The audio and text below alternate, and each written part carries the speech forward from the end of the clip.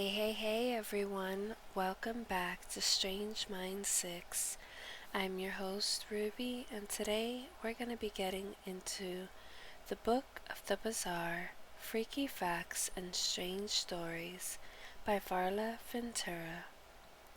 Today we're going to be reading Chapter 13, The Dark Side of the Moon, UFO Stories, and Bizarre and True Lunar Facts.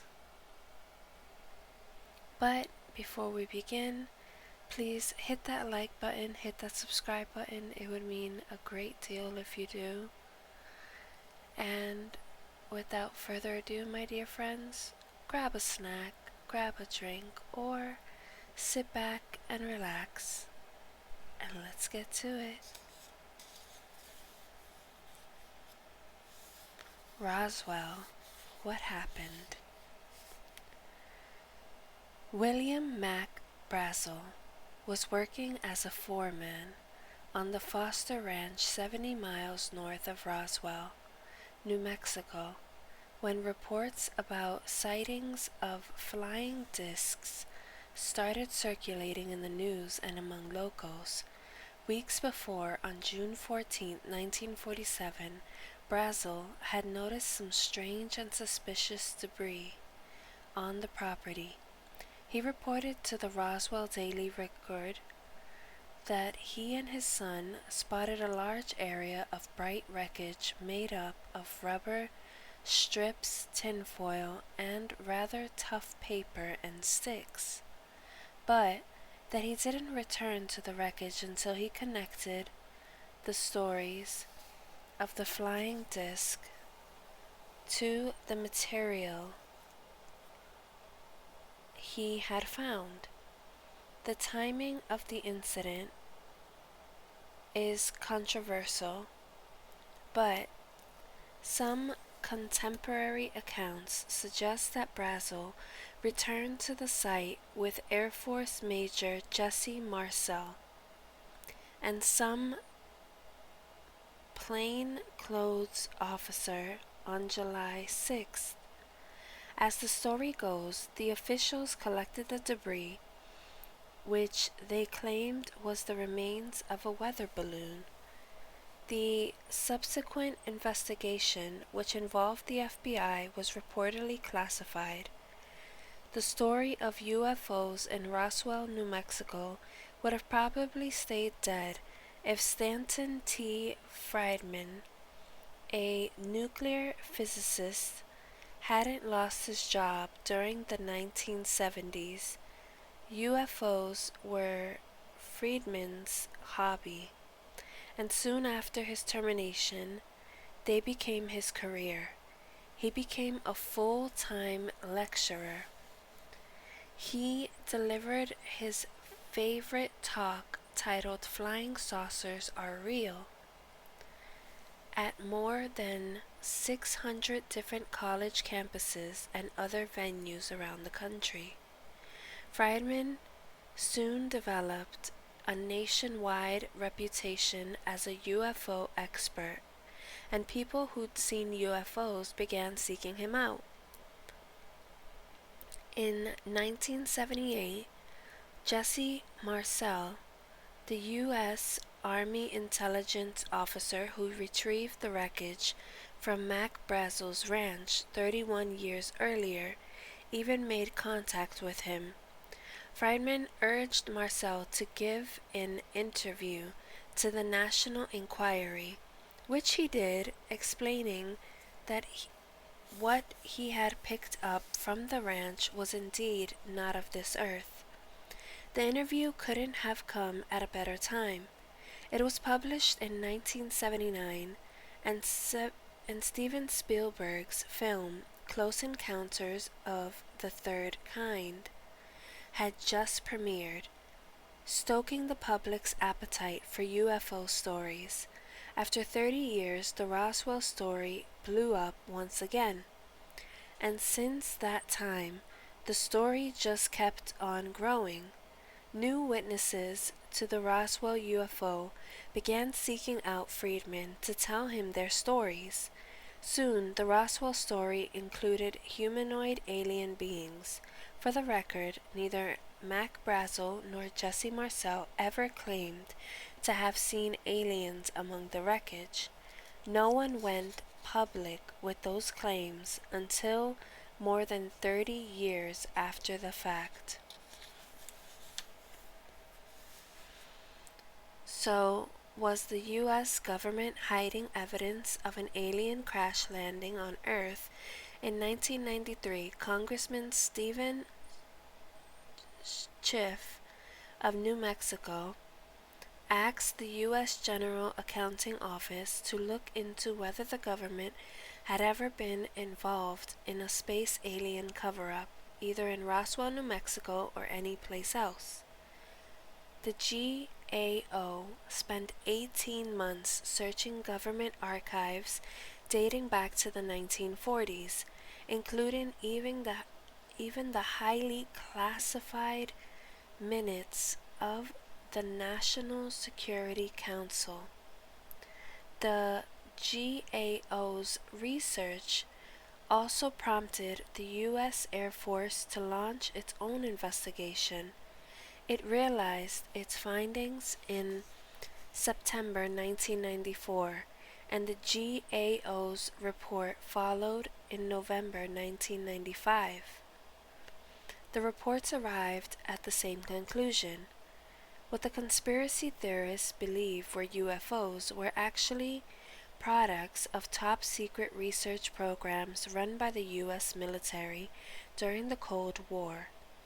According to the reports, the object that crashed on Brazel's farm in Roswell was a balloon, but not just any balloon. It was part of Project Mogul, a secret defense program geared toward detecting nuclear weapons exploded by the Soviets. In the late 1940s, the U.S. had neither spy satellites nor high-altitude spy planes that it could send over the Soviet Union to see if they were succeeding at building nuclear weapons. Government scientists figured weather balloons fitted with special sensing equipment, if launched high enough into the atmosphere, it might be able to detect the shock waves given off by nuclear explosions thousands of miles away. The Roswell intelligence officers who recovered the wreckage didn't have high enough security clearance to know about Project Mogul, and thus they didn't know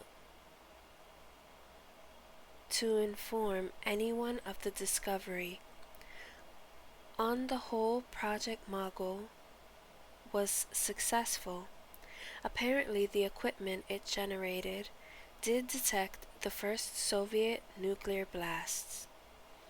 The Air Force's 1994 report suggested that a number of other military projects that took place in the 1940s and 1950s had become part of the Roswell myth as well. In the 1950s, the Air Force launched balloons as high as 19 miles into the atmosphere and dropped human dummies to test parachutes for pilots of the X-15 rocket plane and the U-2 spy plane. The dummies, the Air Force says, were sometimes mistaken for aliens because it didn't want the real purpose of the tests to be revealed. It did not debunk the alien theories. Some balloons also dropped mock interplanetary probes, which looked a lot like flying saucers. In one particular crash, a serviceman named Captain Dan D. Fulgham crashed a test balloon 10 miles northwest of Roswell and suffered an injury that caused his head to swell considerably. The incident, the Air Force says, helped inspire the notion that aliens have large heads. Have these reports deterred conspiracy theories? Obviously, not all of them have. Who knows what really happened and whom we can trust? Yes, but the government also went ahead on record stating that there are extraterrestrials. So, who knows? Ufology, the study of UFO evidence, was invented during the late 1970s when investigators interviewed people who worked at or near Roswell. Ufology is now part of our popular culture. The 30-year-old Committee for the Scientific Investigation of the Paranormal, or CSICOP, opines that UFO sightings are hallucinations. First UFO sighting. In 1947, less than a month before the incident at Roswell, New Mexico, Kenneth Arnold, a pilot from Boise, Idaho, reported seeing 9 unusual objects in the sky near Mount Rainier. He described the mysterious objects as bright and said that they were flying at a tremendous speed. His experience is said to be the first sighting of unidentified flying objects. In 1952, Arnold wrote and self-published The Coming of the Saucers, the first UFO book. A quote written by Edgar Allan Poe. Those who dream by day are cognizant of many things that escape those who dream only at night. UFO religions. UFOs are major components of some new religions, including Unarius, the Etherians, the Order of the Solar Temple, whose believers thought they would be carried away by the Hale-Bopp comet, the Raelians, and Scientology, whose mythos tells of a galactic emperor who brought billions of people to Earth and killed them. The UFO religions tend to be apocalyptic, profess a belief in superior beings, the old gods, who will come down from the sky and save the true believers. A quote by Joan Didion. The fancy that extraterrestrial life is, by definition, of a higher order than our own is one that soothes all children and many writers.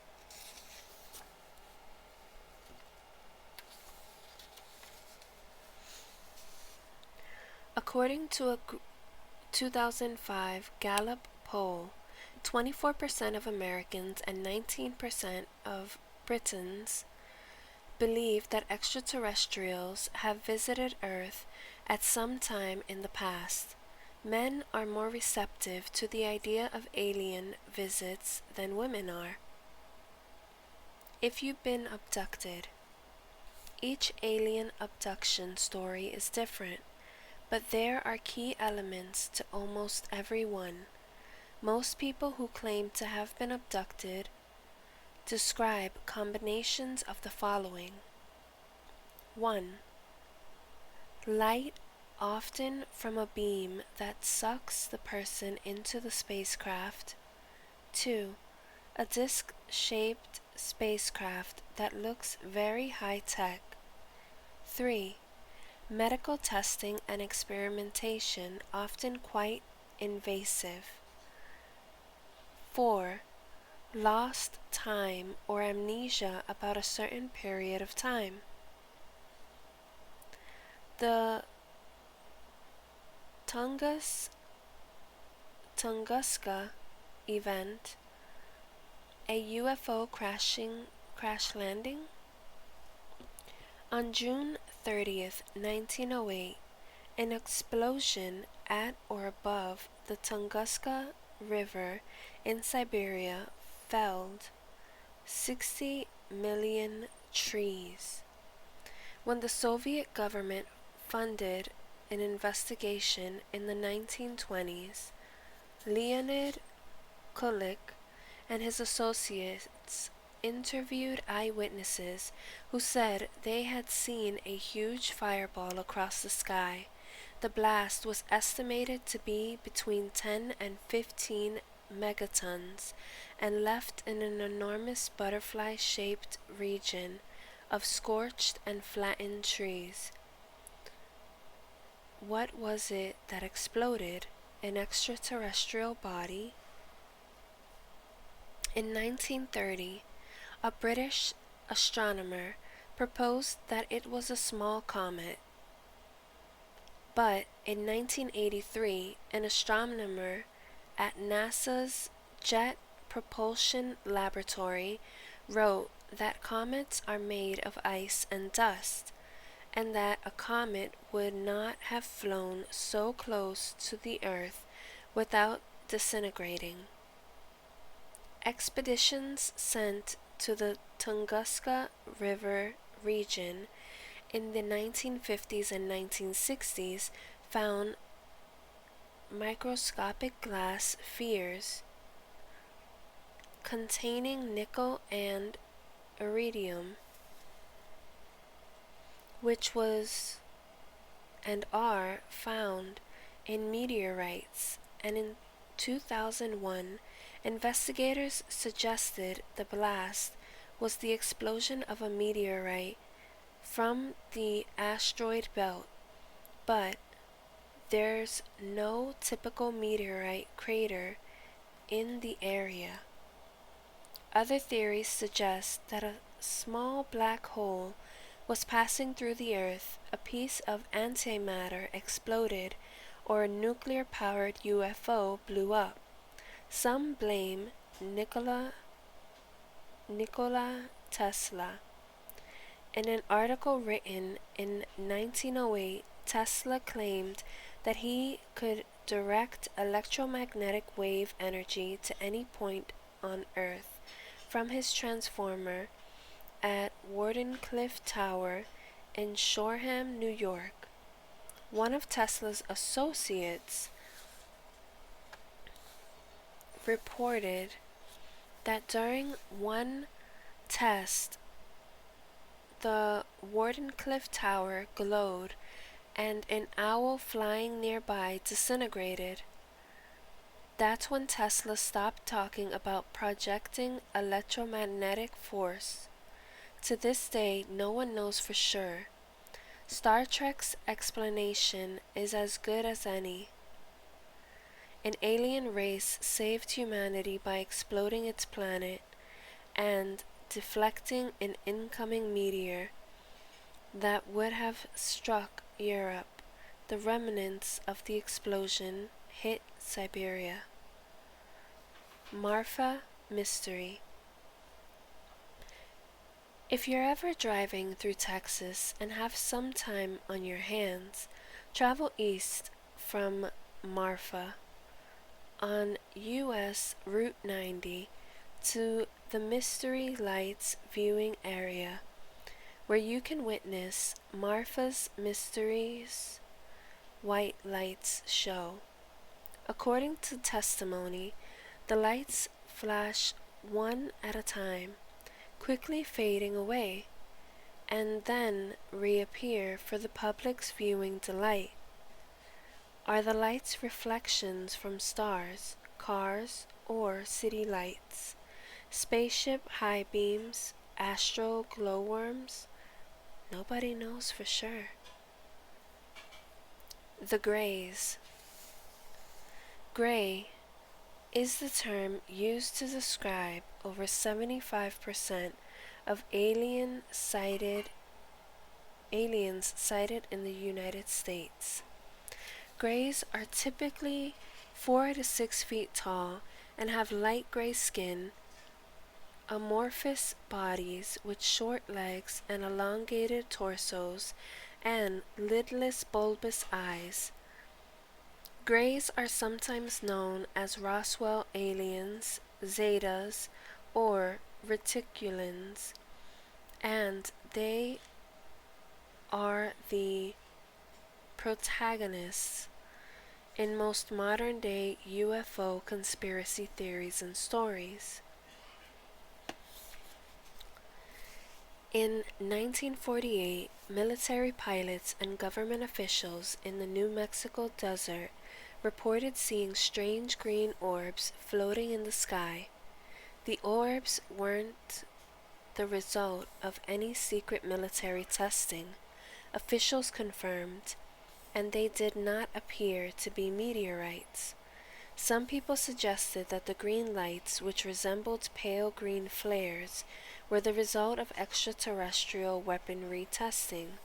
A program called Project Twinkle was established to inspect the origins of the lights, but its results were not conclusive, and it was shut down in 1951.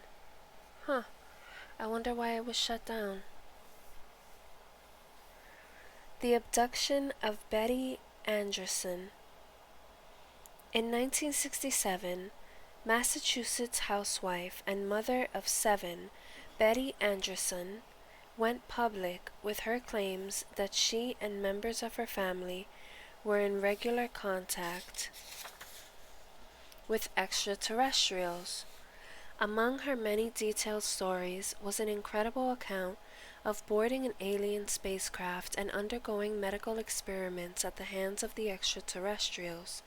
A devout Christian, Andreasen was taken seriously by many in the UFO community because it was thought that such a religious person would not spin tall tales, especially concerning aliens and strange medical procedures. But alas, in 2007, Andreassen's stepson alleged that his mother's stories were untrue and all part of an elaborate hoax to gain money and fame. When questioned about the nature of the UFOs sighted in Texas in January 2008, a witness claimed the spacecraft was bigger than a Walmart. Wow. Foo Fighters. During World War II, both Axis and Allied fighter pilots supported seeing globes of colored lights streaking through in the night sky. Everyone had a name for them. Americans called them Foo Fighters, a nickname based on a saying from a comic strip character, "Where there's foo, there's fire." The mysterious Foo Fighters were said to fly in formation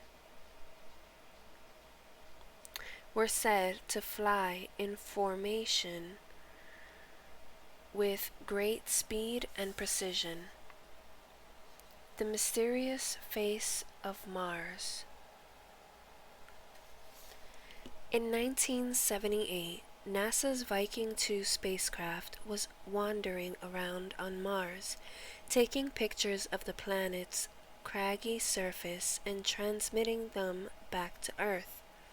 Mission controllers, watching the camera's movement, spotted what resembled a huge mile-long human face carved into the red rock.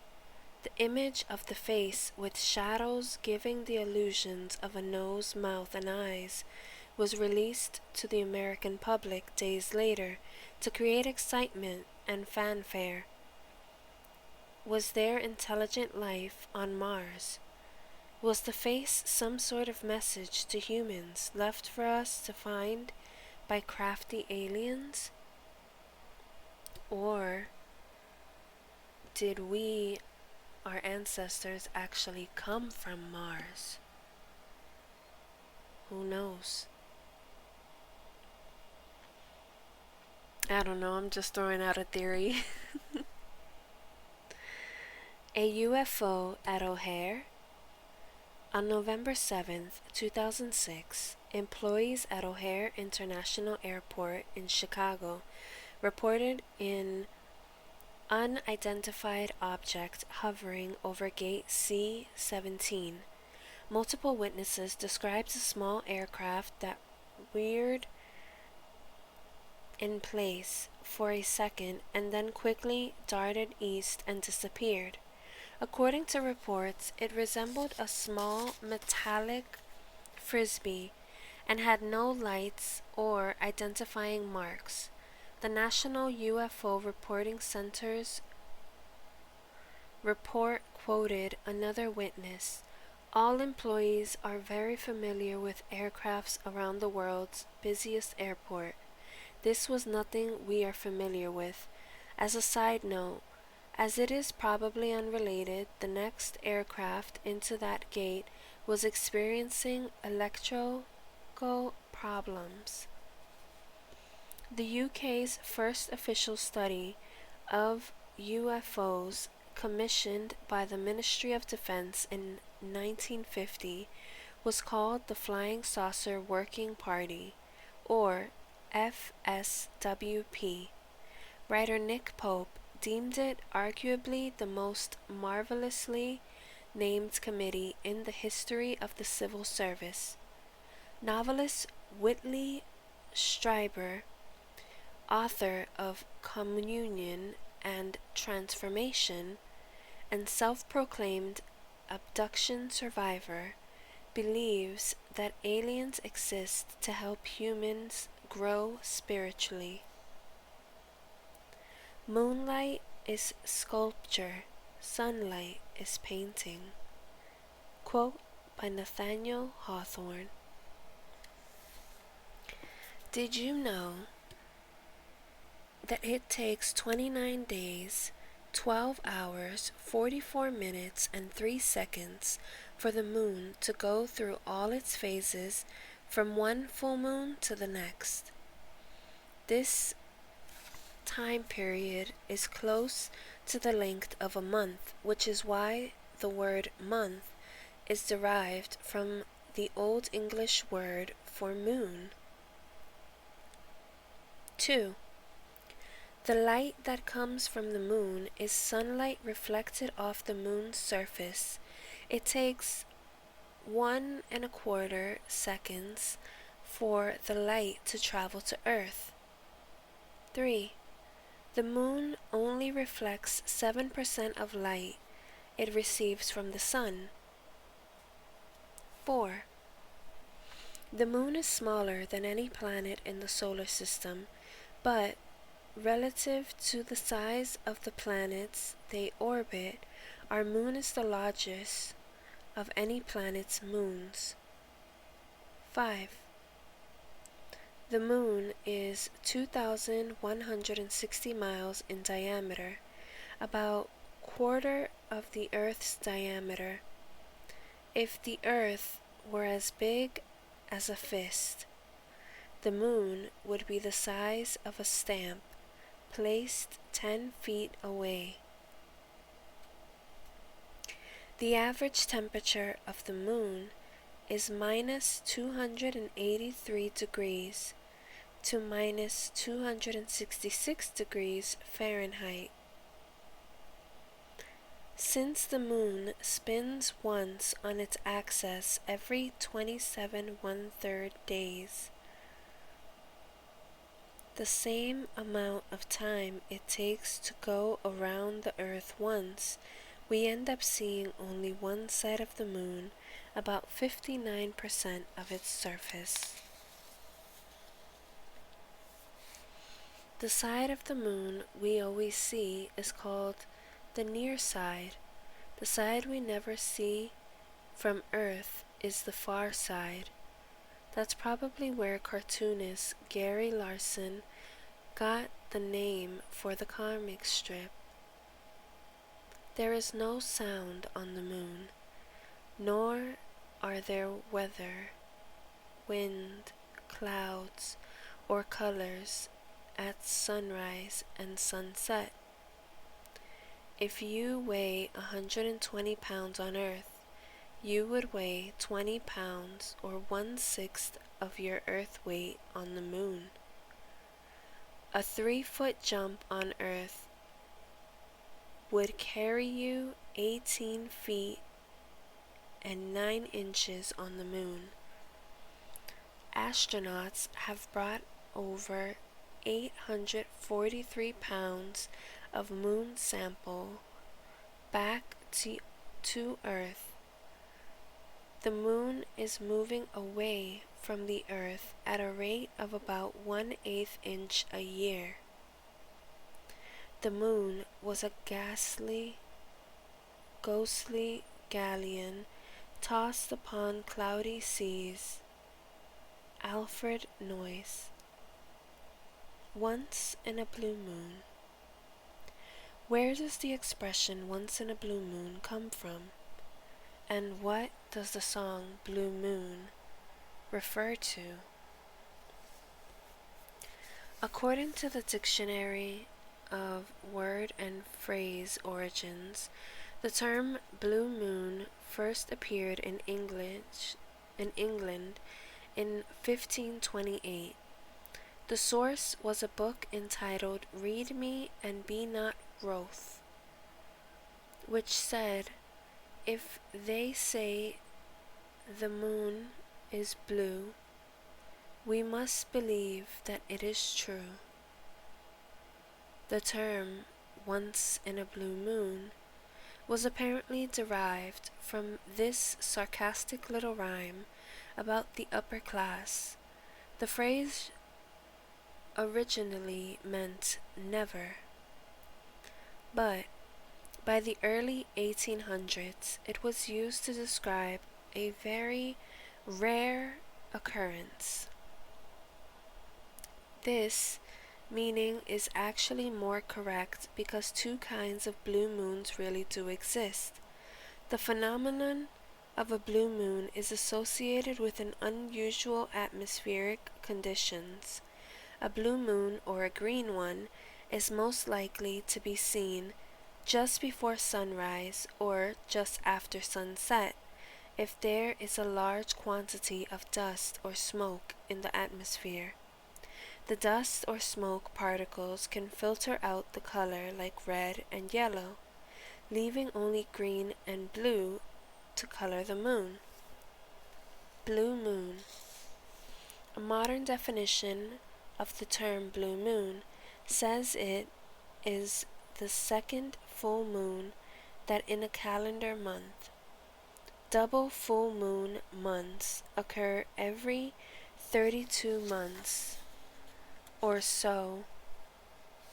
So clearly they are not a usual occurrence.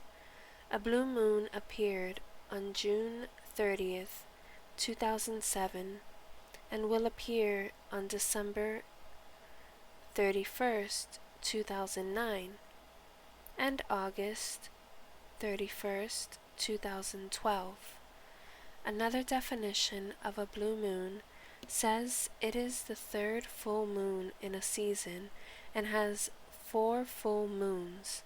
In order to set the date for Easter Sunday properly, the medieval ecclesiastic calendar required a maximum of 12 full moons during the year by calling the occasional 13th full moon a blue moon, meaning it didn't really count. The calendar was kept on track. Saying the moon is blue, serious people tell us, is like saying it is made of green cheese, but with air pollution, clouds, and ice crystals in the atmosphere, the moon does occasionally appear to be blue. Moon gods. In many ancient cultures, the sun was seen as a god and the moon as a goddess. The sun's energy is projective. Daytime is more important than nighttime. Sun gods are strong and creative, moon goddesses are mystical and mysterious. But to some European cultures, the sun was female and the moon was male. In the far northern European countries where the sun shone little or not at all during the winter months, the spring sun was welcomed as a nurturing, generating, creative, and therefore feminine source. The so-called man in the moon first appeared in a Saxon folk tale with his wife, the woman in the sun. Earlier, the Sumerian city Ur was named after the moon god Her. The Babylonian moon god Sin was known as the father of time. His name is a contraction of the Sumerian words Su and In, meaning the crescent moon, also called Nana, the full moon. Sin was the father of Ishtar. The latter is said to have been the source of the voice that spoke to the Hebrew leader Moses from the famous burning bush, the divine presence on Mount Sinai, and the carver of the commandments. In Iran, 4,500 years ago, the moon was worshipped as the great man who incarnated on earth as a divine ruler. Even the great 13th century Mongol emperor Genghis Khan traced his ancestry back to a moon god. The moon gods were overthrown by the sun and sky gods. Solar gods married solar goddesses and usurped the moon gods' mythologies. Conquering tribal chiefs married female shamans and stole their powers. Men mastered the horse, fire, and metallurgy and built cities and temples. It is said that men came to fear what they couldn't see in broad daylight under the blazing sun, so they relegated the mysteries of the night to something else they feared: woman. UCLA astronomer Andrea Ghez was and has observed supermassive black holes at the center of the Milky Way and has posited that most, if not all, galaxies have similar black holes at their cores. These cosmic giants can eat stars whole, and the one at the center of our galaxy is said to have the mass of 40 suns. Every 100,000 years, the Earth's orbital path goes from circular to almost elliptical, altering the distance between the Earth and the Sun. Every 42,000 years, the Sun's tilt alters and changes the area exposed directly to the Sun. Every 25,800 years, the Earth wobbles, causing solstices and equinoxes to move.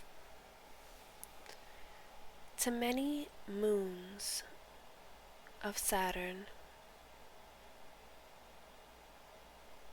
Saturn has 30 moons, far more than any other planet.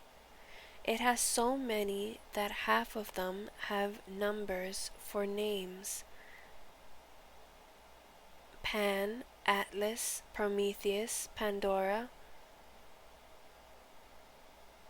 Epimetheus, Janus, Mimas, Enceladus, Theus, Tithys, Telesto, Calypso, Dawn, Helen, Rhea, Titan, Hyperion, Lapithus, and Phoebe.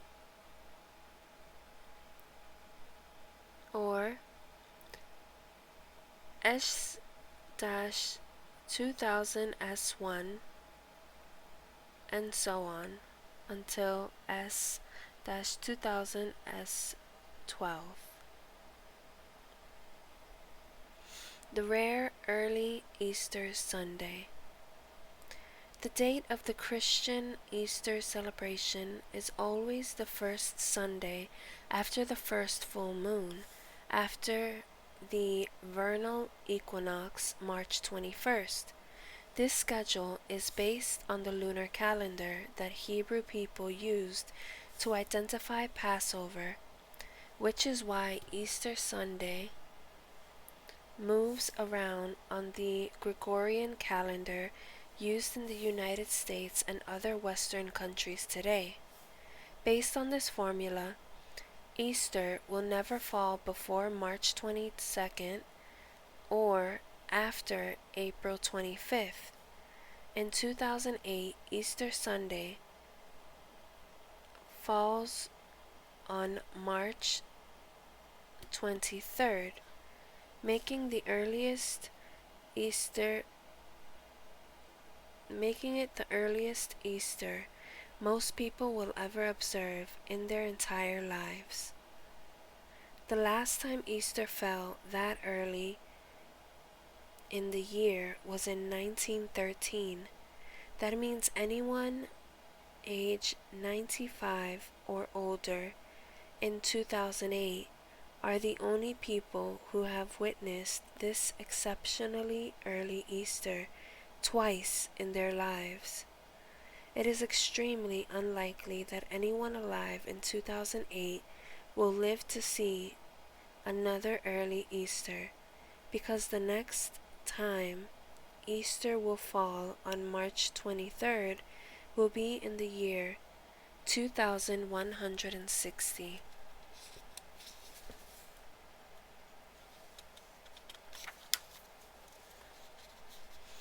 No one alive today has seen and likely ever will see Easter Sunday fall earlier than March 23rd. The last time it did so was in 1818 when it fell on March 22nd, and it won't fall on that date again until 2285. A quote by Joseph Conrad. There is something haunting in the light of the moon. It has all the dispassionateness of a disembodied soul, and something of its inconceivable mystery. And that, my dear friends, is the end of this book. The Book of the Bizarre, Freaky Facts, and Strange Stories by Varla Ventura. If you liked this book, please comment down below. What was your favorite chapter and what was your favorite topic? And without further ado, my dear friends, may you have a wonderful morning, afternoon, or night whenever this video reaches you. And don't forget, this has been Ruby, signing off.